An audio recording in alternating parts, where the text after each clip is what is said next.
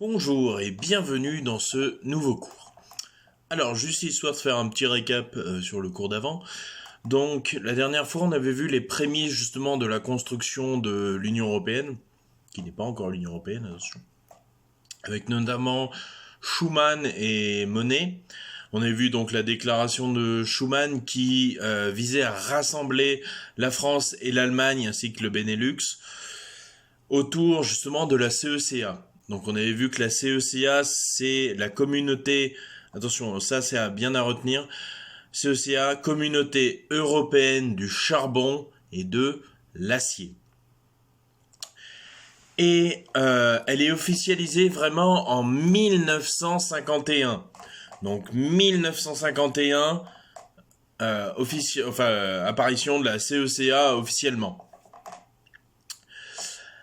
Alors, donc contrairement à ce qu'on pourrait penser justement comme je vous le mets dans le texte, donc contrairement à ce qu'on pourrait penser de l'article de l'Humanité, souvenez-vous, on avait vu que justement l'Humanité comparée à la CECA à quelque chose d'horrible, quelque chose rappelant l'Allemagne nazie. On avait vu notamment qu'elle parle de renforcer l'arsenal de la nouvelle Wehrmacht.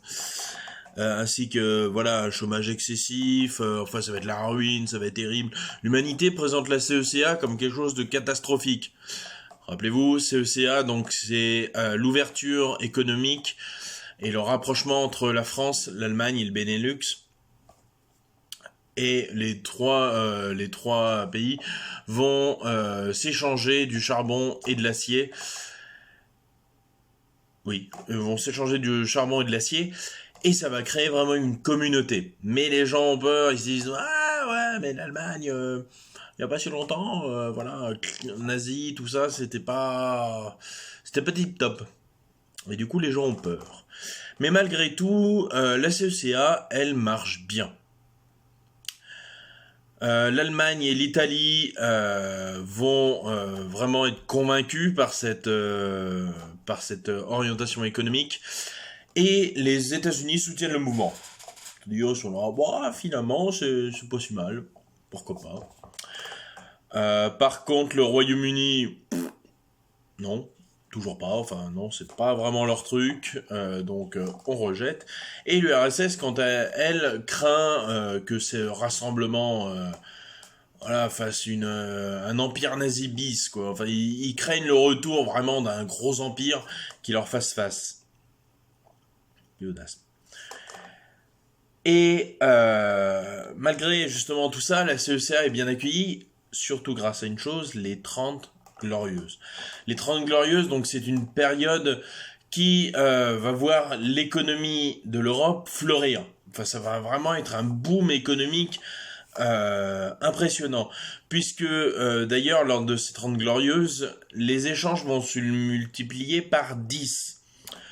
Donc vous voyez vraiment, c'est quelque chose d'assez important. C'est un vrai boom économique, un vrai boom aussi de la natalité, les boomers. Et voilà. Alors après aussi en 1950, ce qu'il faut penser, c'est que la fin du charbon s'arrête. Et oui, les mines de charbon, c'est fini. C'est pour ça que Saint-Thé d'ailleurs, voilà. Alors après, ce qu'il faut voir aussi, c'est que les gens vont se dire, le charbon et l'acier, la CECA du charbon et de l'acier, ça marche bien. Eh ben continuons. C'est pour ça que plusieurs propositions de CECA vont fleurir, et notamment celle des transports. C'est-à-dire les gens vont dire, oui, on n'a qu'à rassembler la France, l'Allemagne. Benelux, tout ça, Italie, on rassemble tout et on rassemble tout au niveau des transports. Le problème, c'est qu'en France, il y a un master chef, il y a vraiment le big boss des transports qui est là. Non, nous on veut pas. Et oui, c'est la SNCF. Et oui, la SNCF existe déjà dès lors. Et elle va vouloir garder son monopole. C'est-à-dire la France, elle, c'est son chiffre d'affaires. Hein. Elle veut vraiment garder son argent ses clients, etc. C'est pour ça que la SNCF va faire un peu pression en disant non, non, non, non, l'Allemagne, non, non, on veut pas, on veut seulement la France. Enfin, on veut être les chefs en France. Donc ça, la CECA des transports, c'est un échec. Et ensuite, on va se dire, pourquoi pas une CECA de l'armée. C'est pour ça qu'en 1951, la France a l'idée d'une communauté européenne de défense. CED. Et là, en fait, on va vouloir armer la RFA. RFA, donc c'est de notre côté, la République fédérale d'Allemagne, contre la RDA, République démocratique d'Allemagne. Souvenez-vous, 51, ça commence déjà, blocus de Berlin, ça commence déjà à se tirailler, ça commence déjà à avoir des tensions.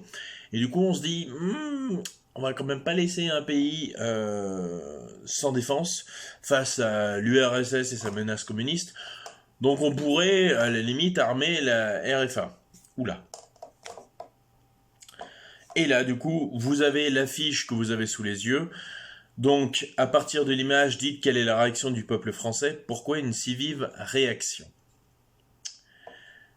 Alors, autant vous dire que quand on dit le mot armée, Allemagne, non. Non.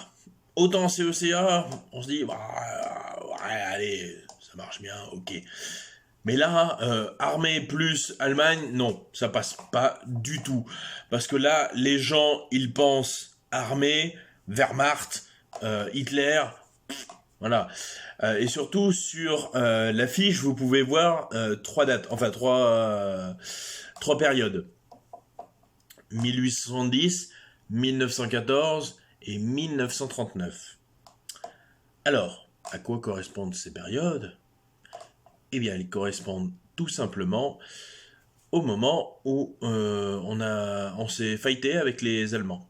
Et oui, 1870, c'est la bataille de la guerre de Prusse contre les Allemands. 1914, Allemagne. 39-45, Hitler. Bref, toutes ces périodes sont des moments clés où on s'est battu contre les Allemands. Et justement, cette affiche dit oui, vous avez vu quand même 3 fois en à peine 100 ans, 3 fois que les Allemands viennent nous bastonner. Et vous voulez leur donner une armée. Non mais n'importe quoi. Et c'est pour ça que les gens, là, vraiment, c'est plus possible. Donc, vous voyez, on a vraiment des images de morts, de cimetières, le rouge sang, plus jamais ça avec la CED. Enfin, voilà, c'est vraiment horrible. Et voilà, donc comme je vais vous le dicter, justement, on voit vraiment le traumatisme. Donc, vous pouvez écrire.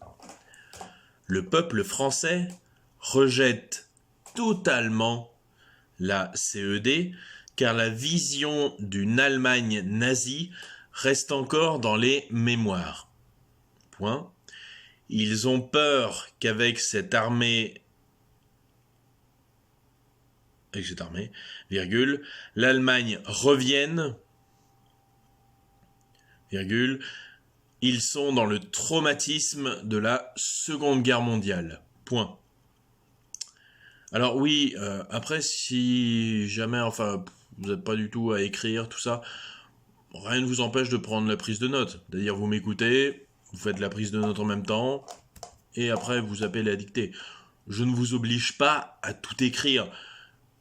Par contre, prise de notes, faites attention de bien mettre les éléments importants. Voilà, je dirais. Bref, donc voilà, donc la CED, non, ça passe mal. Non, non, non, non. Et on va voir que justement, ça va s'améliorer. Étape 3, l'Europe s'affirme. 1957-1973. Thème 1, les traités de Rome, 1957. Alors là, cette date, elle est extrêmement importante à retenir. C'est vraiment the date à retenir. 1957, les traités de Rome. Et là, vous allez voir, c'est vraiment ce qui va annoncer le début de l'Union européenne. Document 1, Traité de Rome, 1957. Alors, je vais vous lire cet article, enfin ce traité de Rome, enfin du moins l'extrait du traité de Rome. Oui, parce que le traité de Rome, ça fait... Voilà, mais je vais éviter de vous lire. D'une part, ça va vous endormir, et d'autre part, ça va m'endormir. Donc, évitons. Article 1er. Par le présent traité, les hauts parties contractantes, donc les hauts parties contractantes, c'est les 6 pays qui signent le traité. Donc, France, RFA, Italie et le Benelux. Donc, Belgique, Néderlande, Pays-Bas et Luxembourg. 6. Les hautes parties contractantes instituent entre elles une communauté économique européenne. Article 2. La communauté donc économique européenne a pour mission, par l'établissement d'un marché commun, de promouvoir un développement harmonieux des activités économiques dans l'ensemble de la communauté, une expansion continue et équilibrée, une stabilité accrue, un relèvement accéléré du niveau de vie et des relations plus étroites entre les pays qu'elle réunit. Article 3. Dans ce but, l'action de la communauté comporte l'élimination, entre les États membres, des droits de douane à l'entrée et à la sortie des marchandises. Donc oui, droits de douane, donc c'est les taxes qu'il faut payer pour faire traverser les marchandises. Bon, ça, je pense que vous le saviez. Alors, surligner les avantages du marché commun, quelles sont les 2 créations issues de ces traités de Rome? Donc je vous laisse surligner justement ces avantages du marché commun. Alors, quelles sont les 2 créations issues de ces traités de Rome? Donc, alors, je vous mettrai peut-être un autre document qui vous permettra de compléter votre réponse. Donc, les traités de Rome, c'est quoi? Les traités de Rome, en fait, ça va permettre justement de faire 2 institutions. D'une part, la communauté économique européenne, qu'on va appeler la CEE. En fait, la CEE, plus tard, va devenir l'Union européenne, l'UE. Mais à la base, c'était la CEE.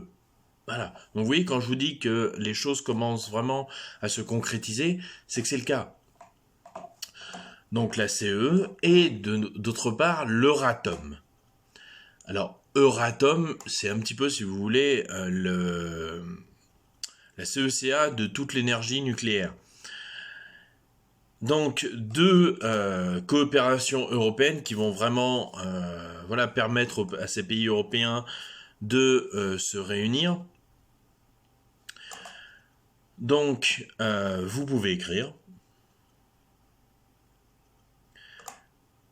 les traités de Rome permettent de créer la CEE, donc vous vous souviendrez bien, hein, Communauté économique européenne, si vous voulez le noter entre parenthèses, et l'Euratom.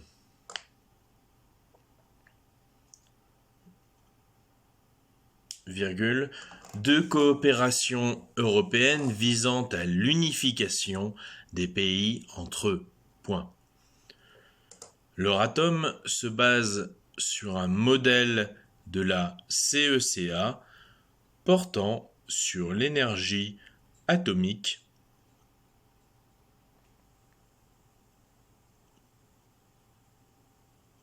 tandis que la CEE est la base de la construction européenne. Point. Final. Alors, question suivante.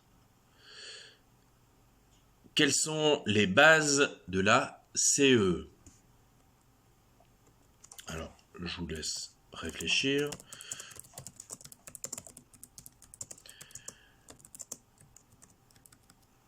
Alors, ce qu'il faut savoir, c'est que là, il y a 3 choses à retenir. Donc, vous pouvez écrire. Alors, vous pouvez écrire La CEE repose sur une circulation des biens et personnes sur tout le territoire, sur tous les territoires, pardon, via une union douanière, virgule, cela dynamise l'économie et rapproche les populations. Point. Elle veut appliquer ce système à l'Europe, mais de manière progressive, virgule, afin d'être plus efficace et éviter de faire peur aux grandes puissances. Point final. Donc voilà, la CEE, c'est les unions douanières qui vont disparaître. Donc forcément, les transports de marchandises coûtent moins cher. Et voilà, une facilité, une libre circulation donc des biens et des personnes. Forcément, le tourisme, ça va jouer, les gens peuvent bouger, il va y avoir un échange de culture, etc., etc. Et comme je vous l'ai dit justement, donc au début, CECA, on commence France-Allemagne. Ensuite, on va ajouter le Benelux. Ensuite, on va ajouter l'Italie. Ensuite, la RFA. Je veux dire, d'autres pays à droite et à gauche. Ça va vraiment devenir progressif et prendre de l'ampleur petit à petit. Parce que vous imaginez, on aurait dit, demain, on rassemble tous les pays de l'Europe, 27 pays ensemble, bim, enfin 30 et plus, enfin aujourd'hui. Donc vous imaginez 30 pays d'un coup, tous ensemble. Là, l'URSS et les États-Unis, ils auraient vrillé. Ils auraient dit, voilà, attention, ça devient tendu, ça devient dangereux. Il faut vraiment remédier à ce problème. Là, non. On commence progressivement. Comme ça, personne n'essaie de nous attaquer. Tout le monde est tranquille. Bref. Alors, donc il y a cette solidarité qui va permettre aux politiques de vraiment se rapprocher, de faire des politiques communes, comme par exemple la reconnaissance des diplômes à travers ces pays. Donc par exemple, un médecin formé en Allemagne pourra travailler en France, ou au Benelux, ou en Italie. Vous voyez, justement, c'est ça qui va faire sa force, c'est que vraiment il y a une ouverture culturelle, économique, politique qui commence à se former. Contrairement à justement ce qu'on avait avec Aristide Briand ou Richard, où vraiment c'était les balbutiements, c'était vraiment fragile. Là, on a quelque chose de solide, les bases. Alors, quels États ne sont pas dans la CE? Pourquoi?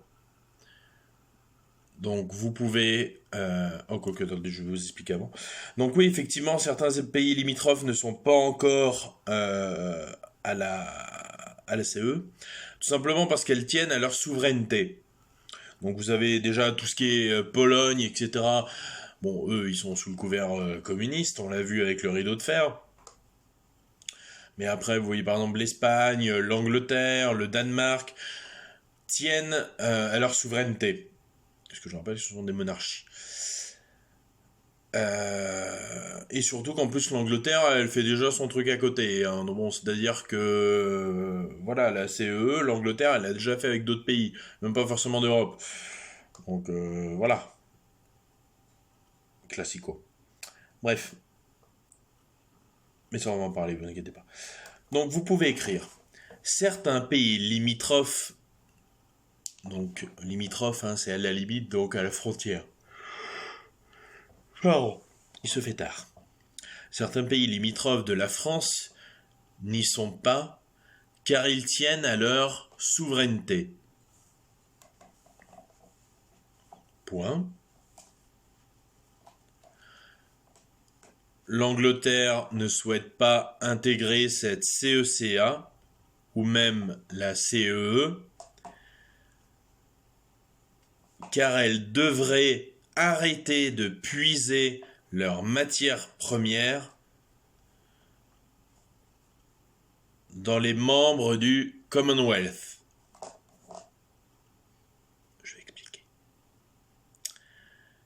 Alors, effectivement, c'est-à-dire qu'en fait, si elle intègre les CE, ça veut dire qu'elle partage tout.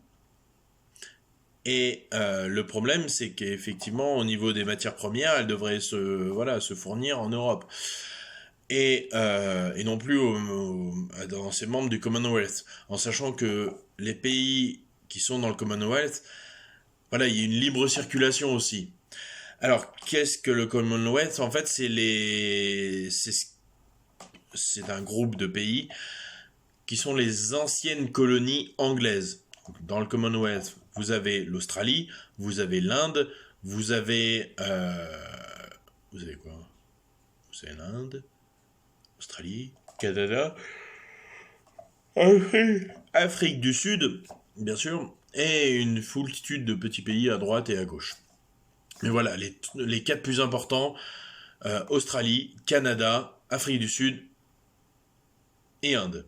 Voilà, et les Indes.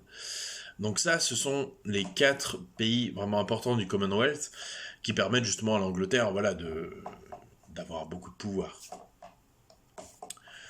Mais ça, on va le voir plus précisément avec le thème 2, l'AELE. Alors, l'AELE, qu'est-ce que c'est? En fait, c'est les Anglais. Ils vont se la jouer, voilà, et ils vont se la jouer plagiat. Et notamment, on va le voir avec l'article ci-dessous, Centre virtuel de la connaissance sur l'Europe, Étienne Deschamps en 2016, qui va nous parler justement de cette AEL. Donc je vous la lis. En 1958, le premier souci des pays restés en dehors de la nouvelle communauté économique européenne, CE, est de ne pas être exclus du processus d'intégration économique de l'Europe occidentale. Ils décident donc d'établir une convention entre eux. Le 4 janvier 1960, l'Autriche, le Danemark, la Norvège, le Portugal, le Royaume-Uni, la Suède et la Suisse signent à Stockholm la convention créant l'Association européenne de libre-échange, AELE, ou EFTA, pour European Free Trade Association. Pardon pour l'accent anglais. Bref. Dont le siège est à Genève. Genève est en Suisse. La Finlande s'associe le 27 mars 1961 à la ELE avant d'en devenir membre en 1986. L'Islande est membre de l'ELE, la ELE, on l'appelait l'AL, l'AL depuis 1970. L'AL poursuit des ambitions exclusivement économiques sans jamais chercher à concurrencer la CE. Les activités de l'AL. L'AL est une organisation internationale qui repose sur le principe de la coopération intergouvernementale. Sa tâche principale consiste à administrer la zone de libre-échange et ses relations avec l'extérieur, notamment avec la communauté économique européenne. Les décisions sont prises à l'unanimité. Le fondement de la Convention est d'assurer le libre-échange des produits industriels selon un calendrier parallèle à celui de la CE. La L, qui ne dispose pas d'organes supranationaux, ne prévoit aucune forme d'intégration économique, ne fixe aucun tarif douanier extérieur commun et ne poursuit aucune politique commune. Point. Les activités de l'Association européenne de libre-échange sont principalement consacrées à la coopération avec la CE. Après la signature d'un accord de libre-échange avec la CE et l'entrée en vigueur d'une définition commune des règles d'origine des produits, une libre circulation presque totale des biens industriels est assurée. Voilà, donc en fait ce texte vous permet vraiment de comprendre ce qu'est l'AL, justement. Mais ça, on va le préciser, notamment avec une petite carte. Oui, oui, oui, je sais que vous adorez les cartes. Oui, oui, oui, oui, oui. Alors, justement sur cette carte, il faudra différencier 3 choses. Tout d'abord, les membres fondateurs en 1960. Ensuite, les adhésions extérieures et enfin les États membres en 2015. C'est tout dans le texte. Normalement, vous n'allez pas à vous tromper, hein. Alors, par contre, je vous conseille, c'est de prendre... enfin, normalement, comme vous avez appris les pays d'Europe, normalement, vous devriez connaître directement, mais au cas où, je vous prie de regarder une carte de l'Europe. Voilà, c'est pas compliqué, hein. Vous tapez sur Google carte de l'Europe, paf, voilà, ça va être magique. Et vous avez juste à reporter, justement, tout est dans le texte. Vous allez voir, c'est vraiment pas compliqué. Mais cette carte, elle sera très importante, hein.